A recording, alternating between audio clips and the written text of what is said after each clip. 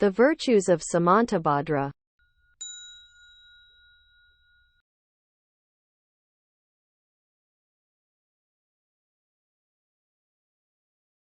Present too, among those presiding as elders, were the 16 upright adepts.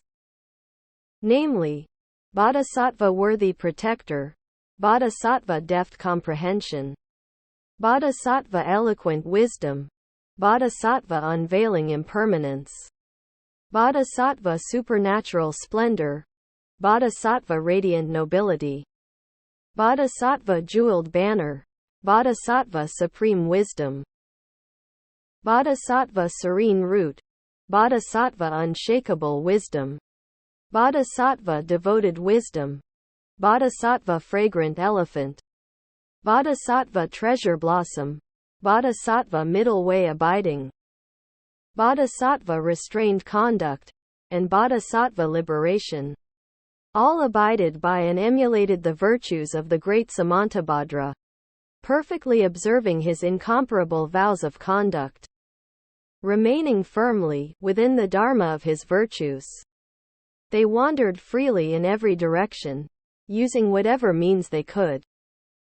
They penetrated the Buddha's dharma treasury and reached the other shore. They vowed to visit infinite realms and achieve perfect sambodhi. They left behind Tusita heaven and descended into the royal palace. They abandoned status and home to practice asceticism and study the way. They did these things for the sake of men. With the power of concentration and wisdom, they vanquished Mara. They grasped the subtle Dharma, subtle and mysterious, and achieved supreme, perfect sambodhi. Beings heavenly and human turned to them and worshipped them, and begged them to turn the Dharma wheel. They broadcast unceasingly the sound of the Dharma, awakening all worlds.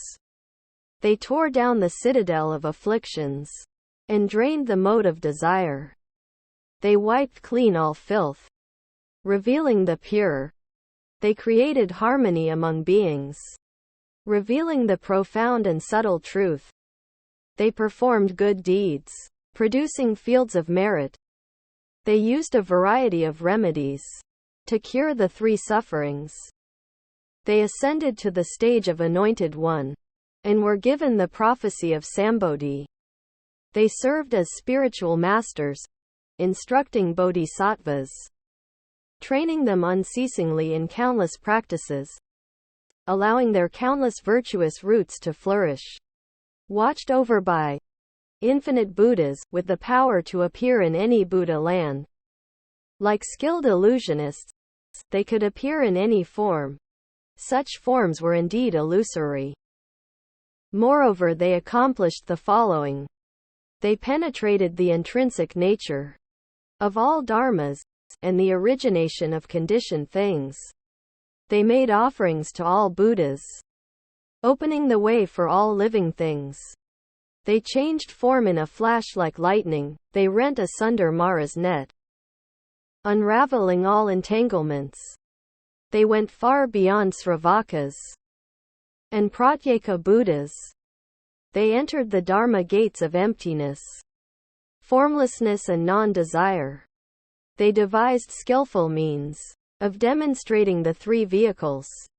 They explained nirvana to those of low and average ability. They obtained the many forms of neither rising nor ceasing samadhi, as well as every method of dharani.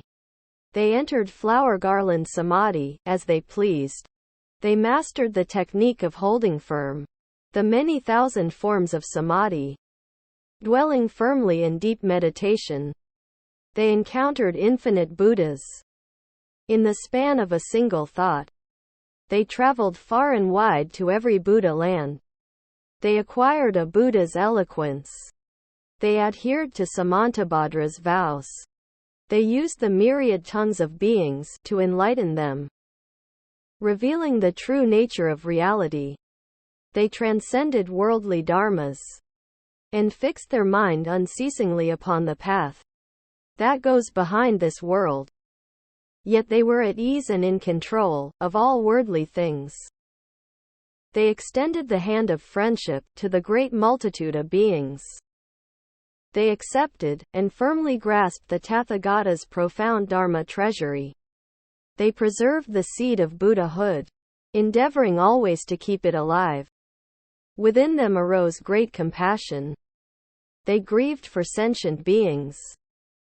They preached to them with eloquence and loving kindness. They gave them the gift of the Dharma eye. They stopped them from going down evil paths. They laid open the gates of virtue. They viewed others as no different from themselves.